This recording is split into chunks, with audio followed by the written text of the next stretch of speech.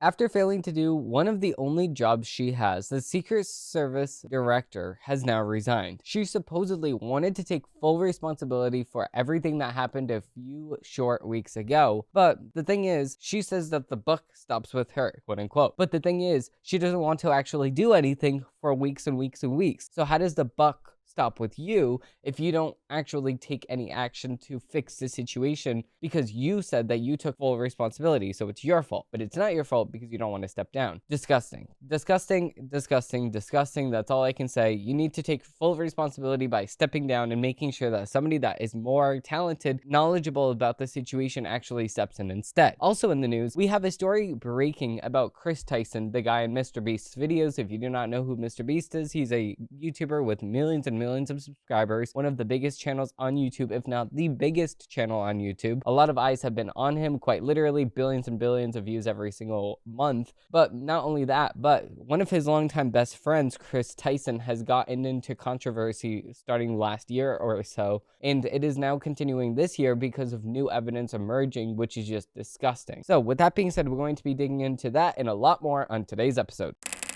Facts over tracks, this and that, spitting slow, spitting fast, I could roast, I could gas, think I'm okay at last, but I don't know if that can erase all the past. We have a jam-packed show, so I'm going to try to go as fast as I possibly can. We have also at the end of this show, actually me calling the Massachusetts governor because of the fact that she is trying to pass a bill that is going to be an all semi-automatic rifles and shotguns, which is just very disgusting because of many reasons. I would be here all day trying to explain all of the reasons why that is disgusting, but starting off with the Chris Tyson situation. Very disgusting situation here. It just got revealed by drummer alert a few days ago. Chris Tyson's old YouTube channel found where he shared revenge pictures of to his audience of Jeanette McCurdy from iCarly, which is Sam from iCarly. It's just a very disgusting thing here. Of course, because of the fact that he's doing that, what other things is he doing behind the scenes that we don't really know about? Because this is something that he posted a YouTube video about, shared with his audience about. So what other things behind the scenes does he do? And a lot of people that are saying that they worked for Mr. Beast and stuff like that said that this is only the start and the tip of the iceberg. But let's see his own words on the situation when he first posted this video years ago. How's it going, you guys? So recently everybody's been hearing about the Jeanette McCurdy leak of her photo. What the story is, she sent pictures to her boyfriend, her now ex-boyfriend, and he leaked them out. And she is a very popular Nickelodeon star on the show iCarly, and probably be seen as the pulling of the show. It'll probably be taken off the air.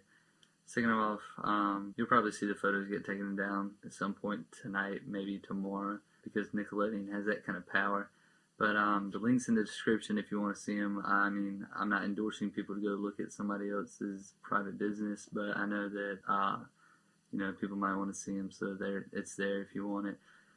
First off, what I have to say, though, is that when you look on the news, you see people, they've leaked nudes from their girlfriend at a high school, and that girl kills herself.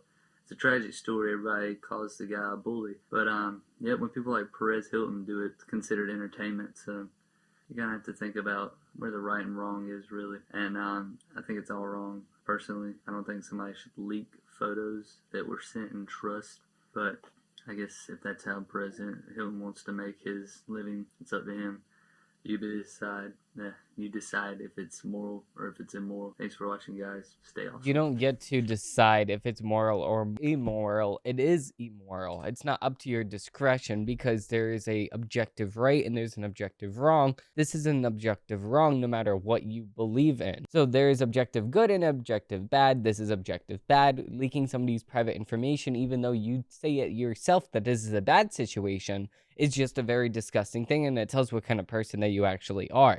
You would do anything for some money and some likes and some clicks and some views. That's just disgusting. You should not do that. Don't lose yourself just because of the fact that you can find some viewership or you can find a quote-unquote small audience because of that small reason there. It's just disgusting. Now, obviously, we don't have the actual YouTube video to actually back up the claim that he said, oh, it's going to be in the description, like maybe it's just clickbait. The thing is, why would I give him that benefit of the doubt when there's so many other things that happened? Just like him texting a 14-year-old person, which the leaks got revealed on X/Twitter. So why is it that he's doing countless things? Because degenerate people do degenerate things. That's exactly what happens here.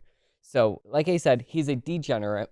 He's a person that just does not care about morality or anything actually good. He just cares about self. He doesn't care if he destroys his family. He doesn't care if he destroys somebody else's dignity by exposing their private pictures. He does not care about anything like that. And of course, it showed a long time ago, and it's continuing to show today. Very disgusting situation there. A very good situation, on the other hand, is actually the Secret Service director has now resigned, but the cover-up is continuing. Even though she has stepped down, obviously the mainstream media will go and bend backwards just to protect her spot and just to protect the Secret Service. But the thing is, at the same exact time, of course, the buck does not stop with just her, because of the fact that the police commissioner of Pennsylvania is now saying that Secret Service is not going to share any operations and plan for that day at all. Now, of course, speaking before the House Committee and Homeland Security on Tuesday, the commissioner of the Pennsylvania State Police revealed that the Secret Service had refused to release to him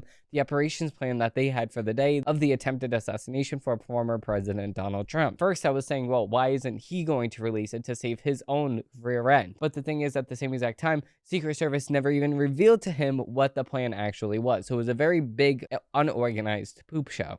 Colonel Christopher L. Paris, commissioner of the Pennsylvania State Police, who noted he asked the Secret Service operations plan for the day, but has yet to receive it, stating, each day I learned multiple new facts as we uncover new information. Prior to the shooting, our role was to provide Secret Service with personnel and assets that they requested. Our operation plan completed. For Phil, this responsibility consisted of 32 members that had two main responsibilities: a motorcade operation for the transportation of the Secret Service of former President Trump, as well as manning and staffing security posts inside the secure area of the Butler County Farm Show. Additionally, we provided two marked cars with ununiformed troopers outside of the secure perimeter to provide reviewing duties as the name implies, responding to incidents that may occur as a large gathering of people were moving to the venue. Rep. Michael Guest, Republican from MS, commented, the fact that Secret Service is stonewalling your investigation, that they're not providing you the information. We saw the testimony yesterday from the Secret Service director where she refused to answer questions and now has resigned. I find that to be especially troubling. We have Secret Service not wanting to cooperate with Congress, not wanting to cooperate with a fellow law enforcement agency, and I personally find that troubling. And it completely is troubling.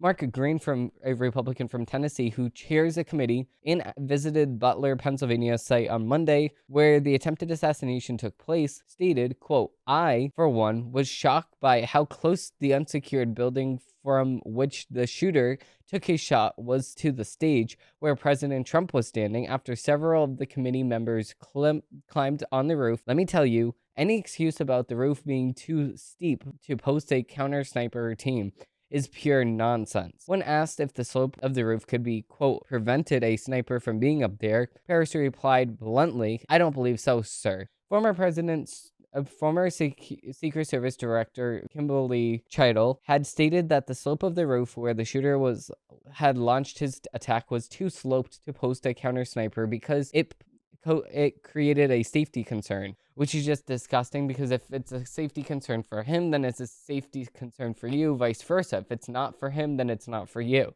You should be more trained than the average citizen. So, of course, at the same exact time here, if he goes and says, oh, well, I can climb that no problem at all, you should have people ready to do that, to prevent anything from happening in the future. It's just disgusting. But what they also should be preventing is people just being targeted for no reason at all. Just like this story here, an elderly Trump supporter in critical condition after a politically motivated attack, police say. An elderly man in Hancock, Michigan is in critical condition after the police are calling a political motivated attack on Sunday. The man who has not been identified, was putting up a yard sign supporting former President Donald Trump. around 5:45 p.m. when a suspect driving a Honda ATV drove into the man's yard and ran him over with the vehicle. Hancock Police Department said in a press release, the driver reportedly began to pull out the yard signs, and when the victim tried to put them back in the yard, the driver ran him over. The victim was taken to the hospital with serious injuries, including a brain bleed, and is reportedly still in critical condition. The 22-year-old suspect, whose name has not been identified to the media, was found dead on Tuesday in the home of Quincy Township with self-inflicted gunshot wound to the head. Police received a message on Monday from an individual at the home who said that they wanted to confess a crime involving an ATV driver within the last 24 hours and asked for authorities to send someone to pick me up. When law enforcement arrived at the home, they found the man dead from an apparent self-inflicted gunshot wound. The Hancock Police Department said in a press release on Tuesday afternoon, police obtained a search warrant for the home and recovered electronic devices that will be searched for by forensic specialists, as well as the ATV used in the crime and the clothing the suspect had been wearing. The police department said additional details will be released as the investigation continues. This is the third incident police believe to be politically motivated that occurred on Sunday alone. This is just disgusting here. Of course, this is never going to happen on the opposite side. A Republican's never going to go and attack a Democrat just for having a Joe Biden sign. It's just stupid here. It is unclear about what vehicles indicated that the drivers were either Trump or law enforcement supporters. Around 4:45 p.m., we had reports of vandalism to two vehicles that were the tire valves were broken off, and another one that they had smashed all of the windows out and tried to do some act with the vehicle tires. Sleeman told WLUC. The ATV attack occurred less than 10 days after 20-year-old gunmen opened fire at a former President Donald Trump rally in Pennsylvania on July 13th. During the attack, the president was shot in the ear. Attendee Corey Capestone was killed while shielding his family from the bullets. First and foremost, me and my family like to extend our heartfelt condolences to the family of Corey Capestone, Copenhaver said. And it's just a very disgusting thing here because of the fact that you can't even support the presidential candidate that you want to support now because you might be killed in the process. Of course, the left is gone completely crazy, off the rails, and because of the fact that you can't even have a quote-unquote democracy. Like, the left loves that word democracy so very much that they don't even like democracy. They don't even leave democracy to the people itself. They just say, oh, well, democracy is whoever I like. And if somebody that I do not like comes into power, that's it. It's done. It's not democracy anymore. That's not how democracy works. It's not democracy anytime you win. It's democracy anytime we take a vote. So, speaking of democracy, Black Lives Matter has done something that I never thought would actually come to fruition ever. I agree with Black Lives Matter. This is like the first time in the history of Black Lives Matter that I actually agree with them. This is crazy here. The Black Lives Matter organization has rejected the apparent appointment of Vice President Kamala Harris as the Republican opponent on the Democratic presidential nominee. On a tweet, the organization's first listed a series of events leading up to the likely nomination of Harris, then proceeded to harshly criticize the route the Democratic Party has taken to ensure her nomination, deciding to nominate her although she had won no delegates in the primaries. A 24-hour process taken the party bosses and not the Democratic, nor is it a process Democrats should be proud of, BLM tweeted. We do not live in a dictatorship. Delegates are not oligarchs. Installing Kamala Harris as a Democratic nominee and an unknown vice president without any public voting would make the modern Democratic Party a bunch of hypocrites. We call on the DNC to create a process that allows public participation in the nomination process. It's not just a nomination by party delegates. It's 100%. Black Lives Matter is demanding that the DNC immediately host an informal virtual snap primary across the country prior to the DNC convention in August, just hours after VP Harris secured enough delegates for the nomination. Yeah, of course. In September 2020, as Black Lives Matter riots raged through the nation, Harris praised the brilliance of the group, declaring, quote, I have always been going to interpret these protests as an essential component of our evolution in the country. Yeah, which is just disgusting here. Of course, This is a split in the middle of the political aisle now because Kamala Harris has been always pro BLM. So the people that love BLM is going to love Kamala Harris, but it's supposed to be like that. This is the reality that Kamala Harris lives in. It's not the reality of the world. It's not the reality that we're actually living in. And you know, actuality. In actuality, BLM does not like Kamala Harris at all because they know that Kamala Harris is just stupid. They know that Kamala Harris cannot get things done because of the fact that she was a AG, an attorney general for the state of California, but also the city of San Francisco, and she has completely fumbled every single time, so she cannot get the job done, and they know this for a fact. With that being said, we're going to be digging into the headlines of the week.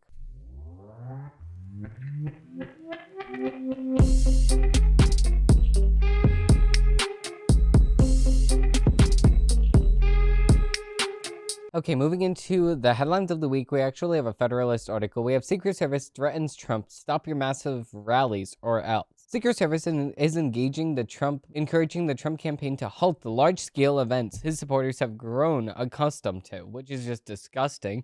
So instead of actually taking responsibility and saying, listen, what we're going to do in the future is we're going to have more security, no, they're saying, no, if you can't trust that many people, then just stop doing the presses. Stop doing the events. That's it. That's our solution. Okay, so one of the best organizations in the world for actually, protecting the president of America, one of the most important people in the whole entire world, can't even protect a person if they're with too many people. It's just stupid. The same agency that failed to protect former President Donald Trump, this is an article from the Federalist, by the way, from my would-be assassin, Bullet, is now asking the GOP's presidential candidate to stop holding large outdoor campaign rallies. The request from the grossly incompetent at best federal agency stinks of election interference and sounds a lot like a threat. As the Washington Post first reported on Tuesday evening, the United States Secret Service is encouraging the Trump campaign to halt the large-scale events his supporters have grown accustomed to. In the aftermath of the shooting, agents from the Secret Service communicated their concerns about large outdoor rallies going forward to the Trump campaign advisors. 3 people familiar with the matter said. The Post reported, not naming its sources. Trump's team, at least according to the Post story, is scouting large indoor arenas to accommodate thousands of rally goers. The campaign is not currently planning any large outdoor events, a person close to Trump said. The Secret Service did not return an email from the Federalist requesting for a comment, nor did an official from the Trump campaign, so it's unclear whether the agency had made the same requests of Vice President Kamala Harris, the Democratic Party establishment appointed fill-in for President Joe Biden. After the cognitively depleted Executive X's account posted a statement announcing he is dropping out of the campaign.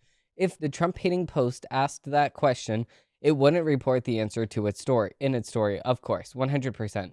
Because of the fact that the Secret Service is now telling Kamala Harris that she is just free to do whatever she wants, it's fine. But then they're telling former President Trump, no, you cannot have those big rallies. Nope, that's it. We cannot protect you, and that's it. If you get killed, it's going to be on you. But it's not supposed to be on him because it's supposed to be on Secret Service. It's supposed to be, that's the reason why they're there. In the very first place, this is just a complete and utter failure on their front because of the fact that they just do not know how to do their job, and it's a sad, pathetic situation. It really, really, really, really, really is. But at the same exact time here, we need to understand exactly why they're doing this. They want Trump to actually get killed because of the fact that they hate him. They hate him so much. Since 2015, he first started running. They said that he's going to be the enemy, and they non-stop attacked him since 2015. It is now the year 2024, and the election is going to be a referendum on who can actually win and be the president in 2025. This is actually 10 years after, a whole decade, and they will continue to attack Trump, even if he loses. If he wins, then he has another 4 years of this. So they have a whole entire decade and 4 years, almost 2 decades of attacking the same exact person. When Trump is out of politics, I don't think that the media is going to know what to do.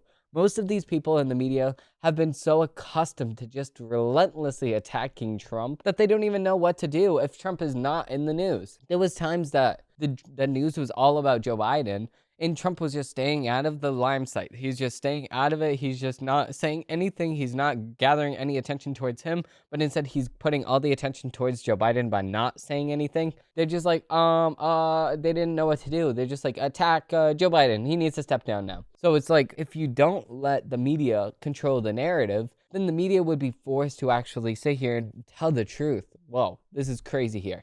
So, with that being said here, of course they don't want Trump to have massive events because of the fact that people get more excited to vote for him and they're told to actually vote on that day. So yes, those are actively voting people. And a lot of people say, oh, no, the people that go to the Trump campaigns and the Trump rallies and stuff like that are not registered voters. According to who, please? According to who? Because this doesn't even make any sense on why they wouldn't be registered voters if they're going to a political rally. How about we think about this actually clearly now?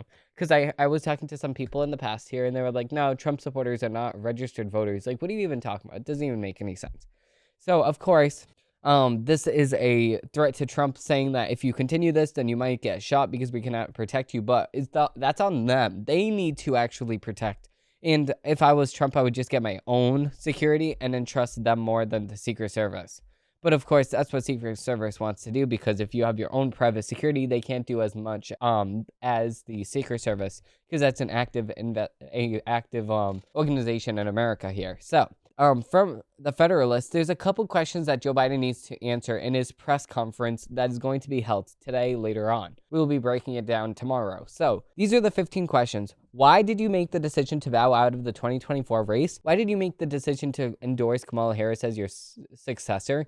Why did you resign your candidacy after recently pledging to Democrats that you are the 2024 nominee? Why was the suspension of your candidacy announced via a letter rather than on camera? Why did you take so long for you to personally address the American public about your suspension of your campaign? How can you and your party justify disenfranchising the 14 million electors who voted for you in 2024 in the Democratic presidential primary? If the suspension from your candidacy is due to health-related reasons, how can you justify finishing the rest of your term as president?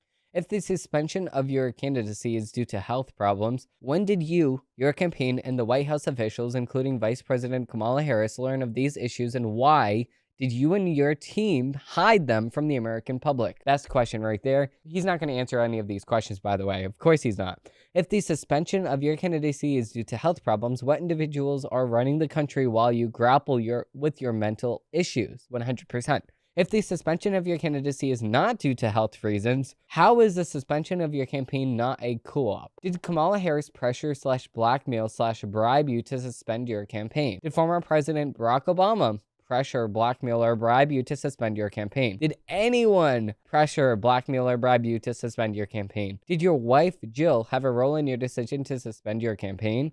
Will you pardon your son Hunter prior to leaving office? These are all very, very important situations that we need to know. So if he is going to be stepping down later on today, is he going to be saying, I formally endorse this and I sign all of these executive orders before he leaves office? Or is he going to allow Kamala Harris to just take the stage here, pardon his son to make sure that Hunter does not go to jail? And then she just continues to ruin the country because she is more progressive than Joe Biden, because Joe Biden doesn't even know what he's doing. So, very bad, messy situation here. Of course, there's going to be the